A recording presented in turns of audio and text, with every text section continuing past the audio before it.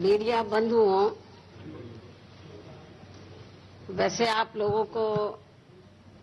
ये विदित है कि केंद्र में जब से कांग्रेस पार्टी के नेतृत्व में यूपीए की सरकार बनी है, तब से अब तक एक एक करके अनेकों जन विरोधी फैसले लिए जा चुके हैं। और अभी हाल ही में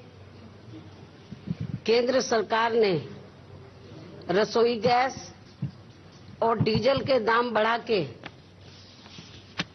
देश में खास तौर से सर्व समाज में से गरीब एवं मध्यम वर्गों तथा किसानों आदि को बहुत बुरी तरीके से प्रभावित कर दिया है। और अब ये लोग और ज्यादा बढ़ने वाली महंगाई में,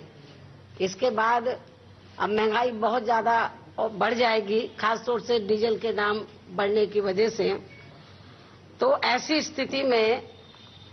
इन वर्गों के लोगों का जीवन यापन करना बहुत ज्यादा मुश्किल हो जाएगा। इसके साथ ही केंद्र की सरकार ने जो एफडीआई की नीति लागू की है, उसकी भी हमारी पार्टी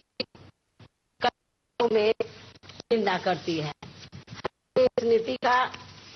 हमारी पार्टी ने बहुत पहले जब ये नीति लागू करने की बात आई थी, लगभग 1 साल पहले, तो इस नीति का हमारी पार्टी ने डटकर विरोध किया था। इसके साथ ही मैं आप लोगों को ये भी बताना चाहती हूं, वैसे आप लोगों को मालूम भी है कि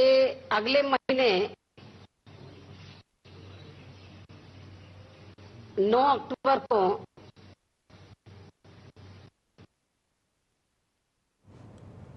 तो आप सुन रहे थे मायावती को, बीएसपी सुप्रीमो मायावती को सरकार पर निशाना साधा और साथ ही कहा कि डीजल में बढ़ोतरी के सख्त खिलाफ हैं। एलपीजी में कोटा सिस्टम जो लागू हुआ है उसके भी वो सख्त खिलाफ है। और कांग्रेस के नेतृत्व में जो सरकार चल रही है, उस कांग्रेस के नेतृत्व में जो सरकार चली और जो फैसले लिए गए, उससे महंगाई बढ़ेगी, आम जनता पर बोझ बढ़ा है। एफडीआई इन रिटेल का भी पुरजोर विरोध किया है मायावती ने। एक बार फिर से चलते हैं और सुनते हैं मायावती क्या कह रही हैं। महारैली करने का फैसला लिया है और ये महारैली बीएसपी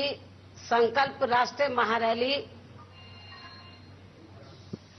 तो लखनऊ के ऐतिहासिक डॉक्टर अंबेडकर मैदान में होगी, डॉक्टर रमाबाई डॉक्टर अंबेडकर मैदान में होगी। लेकिन इसके साथ ही मैं आप लोगों को ये भी कहना चाहती हूं कि केंद्र की सरकार ने अभी तक जो भी जन विरोधी फैसले लिए हैं, तो उनको हमारी पार्टी ने काफी गंभीरता से लिया है और हमारी पार्टी समय समय पर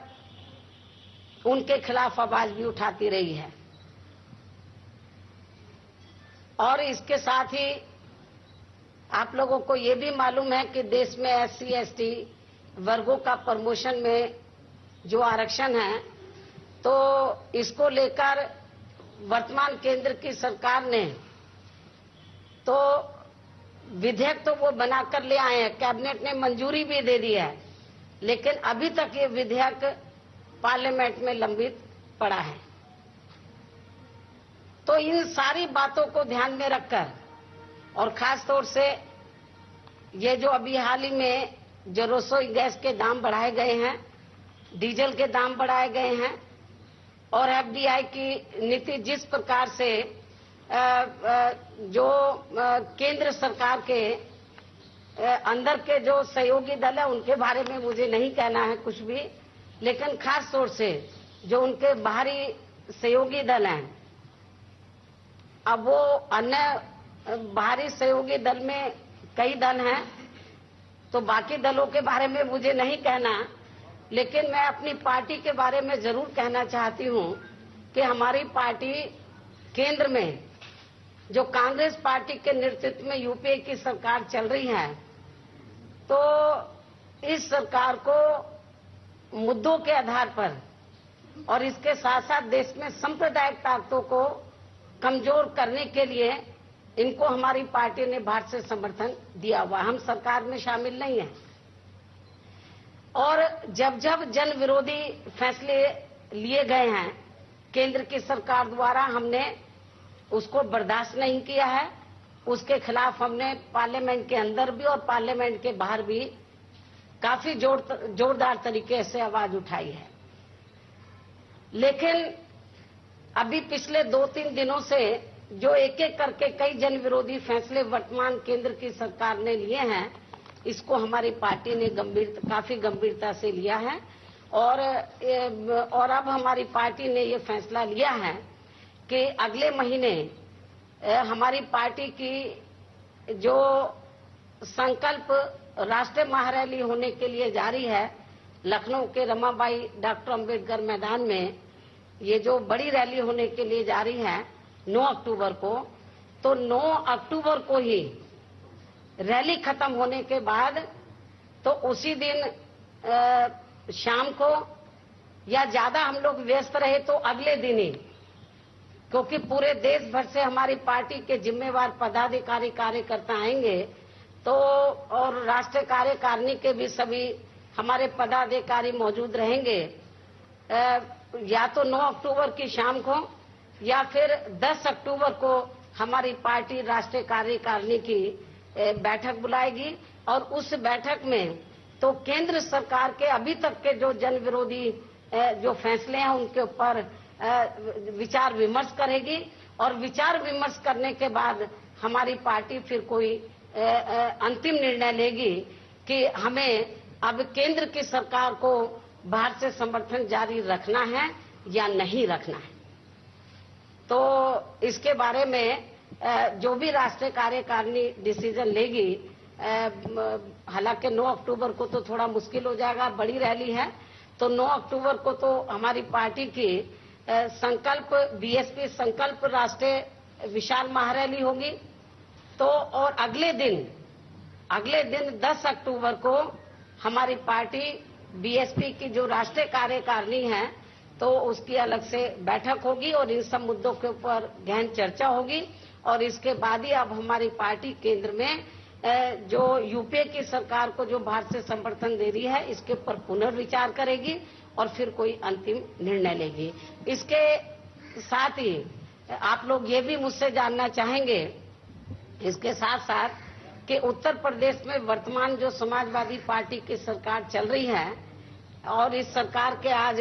6 महीने पूरे हो गए हैं और आप लोगों को मालूम है कि मैंने 6 महीने के अंदर वर्तमान सरकार के बारे में ज्यादा कुछ टीका टिप्पणी नहीं की है। कभी हाँ एक बार दिल्ली में जरूर प्रेस बुलाई थी, 7 मार्च को मैंने टीका टिप्पणी की थी रिजल्ट निकलने के बाद, और उसके बाद फिर दिल्ली में एक प्रेस कॉन्फ्रेंस बुलाई थी और जब मैंने इस गवर्नमेंट के बारे में लॉ एंड ऑर्डर और डेवलपमेंट को लेकर काफी टीका टिप्पणी की, प्रतिक्रिया जाहिर की अपनी पार्टी की, तो उसके बाद आप लोगों को मालूम है कि श्री मुलायम सिंह यादव ने आप लोगों के माध्यम से ये कहा था कि अभी मेरे लड़के को सत्ता में बने हुए 6 महीने भी पूरे नहीं हुए हैं, अभी 1-2 महीने हुए हैं, मेरे लड़के को 6 महीने का समय दिया जाए, तो कम से कम 6 महीने का जरूर समय दिया जाए उत्तर प्रदेश में कार्य करने के लिए लॉ एंड ऑर्डर और डेवलपमेंट। वो आज 6 महीने जब पूरे हो चुके हैं, हालांकि इसके लिए मैं अलग से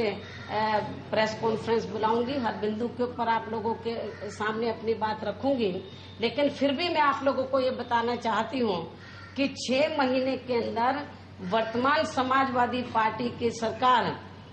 लॉ एंड ऑर्डर के मामले में और अब